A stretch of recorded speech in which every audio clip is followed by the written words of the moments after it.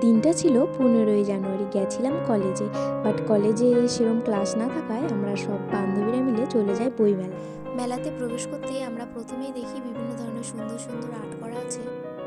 এরপরে আমাদের দক্ষিণ দিনাজপুরের ঐতিহাসিক স্থানগুলো আমাদের চোখের সামনে ভেসে ওঠে।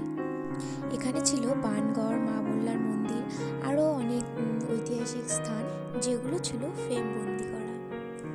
এরপরে আমরা চলে যাই বইয়ের স্টলগুলোতে আর দেখতে থাকি কোথায় কী ধরনের বই আছে। দেখতে দেখতেই চোখে পড়ে যায় আমাদের কলেজ মানে বালুরঘাট কলেজের ইতিহাস নিয়ে লেখা একটি বই, যে বইটি লিখেছেন ডক্টর সুমিত কুমার সাহা মহাশয়।